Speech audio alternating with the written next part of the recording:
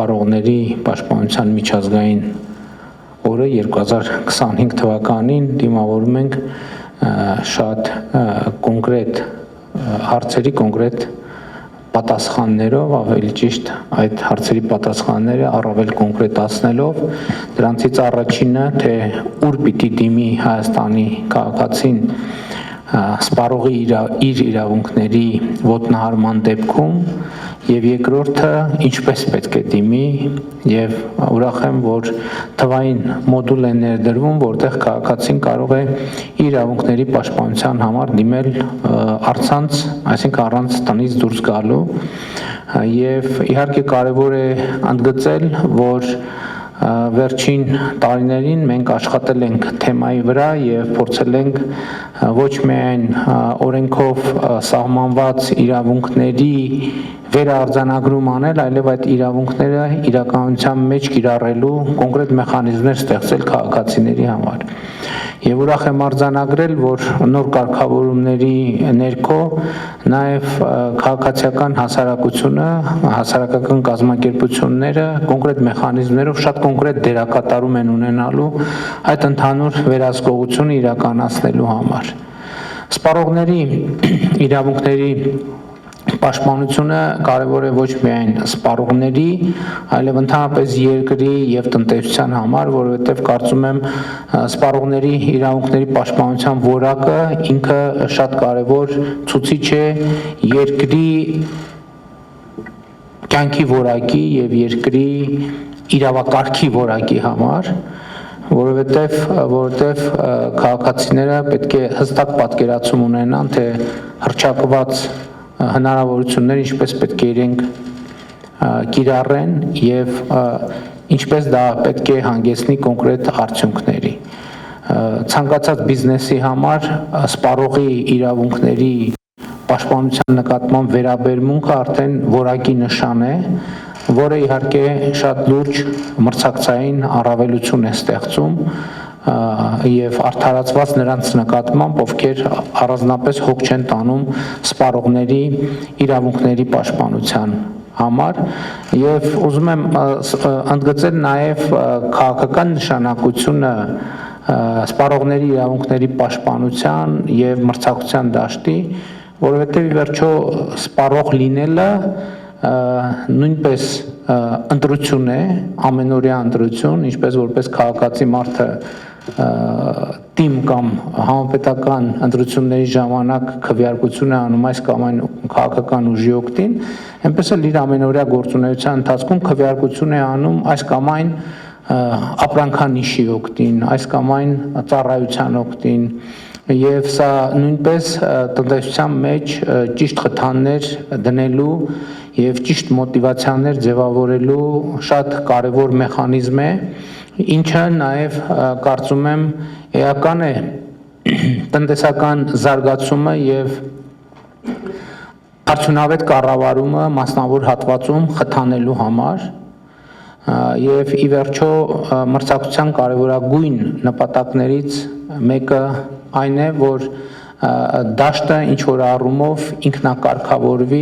ընդհանրապես ես կարծում եմ, որ մեր երկրում չկա մի շատ կարևոր ըմբռնում, որը եւ այդ ըմբռնման բացակայությունը հաճախ տեսնում ենք երբեմն եւ բիզնեսի որոշակի շրջանակների եւ քաղաքացիների միջեւ, որովհետեւ մարդկանց թվում է շատ դեպքերում, որ ամենադժվար գործը բիզնես հիմնադրելն է, մնացածը արդեն պետքա ինքնին ստացվի։ Իրականում բիզնես հիմնադրելը ամենահեշտ գործն է եւ մեր իրականության մեջ չկա այդ ընկալումը, որը կարեւոր է նաեւ սպառողի ինքնագիտակցության տեսակետից եւ բիզնեսի ինքնագիտակցության տեսակետից։ Իսկ այդ գիտակցումն է, որ ցանկացած բիզնես այդ ռիսկ է։ Եվ այդ ռիսկի տերը այդ բիզնեսը հիմնադրողն է առաջին հերթին։ Իհարկե կառավարությունը պետք է աշխատի, որ հնարավորինս բարենպաստ դաշտ ստեղծի տնտեսական գործունեության համար, հնարավորինս բարենպաստ դաշտ ստեղծի աշխատանքի եւ վաստակի համար, արդարացված վաստակի համար, կրթության համար, օրենսդրական կարգավորումները, բայց այդ ընկալումը, որ ցավոք սրտի երբեմն զարմանալի կերպով հանդիպում ենք, այդ ընկալումը կա Հայաստանի Հանրապետությունում տեղ-տեղ, երբ որ հետևյալ շեշտադրմանն ենք հանդիպում, երբ որ բիզնեսը ասում է, դե գիտեք, բիզնես եմ հիմնադրել, հիմա գործերս այդքան էլ լավ չեն, դե կառավարություն մտածի ինչ ես անում։ Նույն դեպքում մենք ունենք երբեմն այսպիսի ընկալում, որ քաղաքացու կողմից կարող լինի ընկալում, դե վարկ եմ վերցրել, չեմ կարողանում փակել, կառավարություն դե մտածի ինչ ես անում։ Իհարկե կառավարությունը այստեղ մտածելու բան ունի, շատ բան ունի, բայց կառավարության մտածածը պետքա վերաբերելի լինի եւ հավասարապես վերաբերվի բոլորին, եւ կառավարության պարտականությունն է հնարավորինս բարենպաստ, հնարավորինս արդար, հնարավորինս հավասար դաշտ ստեղծելը եւ ռիսկի ընկալման բացակայությունը կարծում եմ մեր տնտեսական զարգացման խոչընդոտներից մեկն է։ Երբ որ տնտեսվարողին կամ անհատին կարող է թվալ, թե առաջին հերթին իր պարտքը չէ իր հաջողությունը ապահովելը։ Եվ սա շատ կարևոր նրբություն է, որը կապ ունի ուղիղ սպառողների իրավունքների պաշտպանության հետ, որովհետև այո, այն բիզնեսը, որը բավարար հարգանք չունի սպառողի նկատմամբ, սպառողի իրավունքների պաշտպանության նկատմամբ, այդ բիզնեսը արդյունքում պետքա գոյություն չունենա հենց քաղաքացու քվեարկության արդյունքում։ Բայց մյուս կողմից մենք պետք է նաև այս ազդակները տանք եւ հանրությանը, եւ տնտեսվարողներին, ինչու ենք այսօր այս լսարանում, այս պատկառելի լսարանով հավաքվել եւ այս թեմաները քննարկում։ Մի նպատակի համար հստակ ուղերձ հղելու, որ այո, սպառողի իրավունքները որպես մարդու քաղաքացու անօտարելի իրավունք կառավարության, մեր միջազգային գործընկերների, օրենսդիր իշխանության պետական մարմինների ուշադրության կենտրոնում է, որովհետև այստեղ շատ ուրիշ թեմաներ են ածանցվում, սկսած հանրային անվտանգությունից, առողջությունից եւ այլն եւ այդպես շարունակ, որովհետև այո մենք պետք է համոզվենք նաեւ նույն սննդի արտադրության եւ սպառման բնագավառում մենք պետք է համոզվենք, որ այստեղ կառավարությունը իհարկե դեռ ունի մրցակցության պաշտպանության հանձնաժողովը, որ քաղաքացիներին վաճառվում է հենց այն, ինչ հռչակվում է որպես վաճառքի ապրանք եւ մյուս կողմից դա համապատասխանում են ստանդարտներին, որը գոյություն ունի, բայց շատ կարևոր է, որ տեղական շուկան ապահովի ստանդարտների ապահովով նաեւ մեր ապրանքների արտահանելիությունը, որովհետև էդ էլ ճիշտ մոտեցում չէ, դա խորհրդային միության ընկալում է, երբ որ այն ժամանակ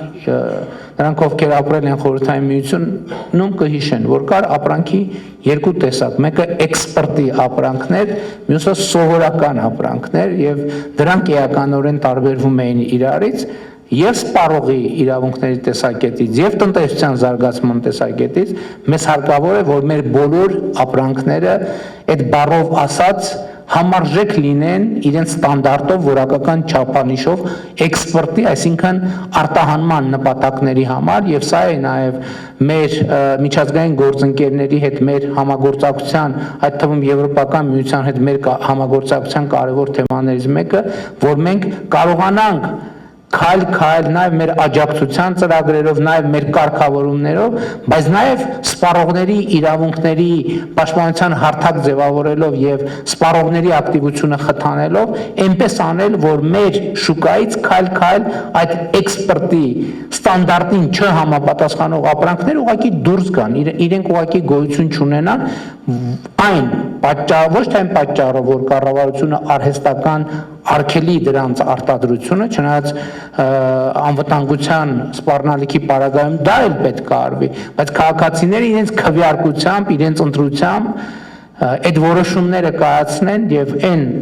ապրանքներով, որոնք պետք է մնան շուկայում, որովհետեւ իրենք ունեն համապատասխան որակ եւ հարգանք սպառողների իրավունքների նկատմամբ, նրանք մնան, զարգանան, ավելի ընդլայնվի նրանց արտադրությունը եւ սպառումը, իսկ այն ապրանքները, որոնք այդ հարգանքը չեն ցուցաբերում եւ այդ ստանդարտներին չեն համապատասխանում, այդ ապրանքները պետքա դուրս գան։ Մենք այսպիսի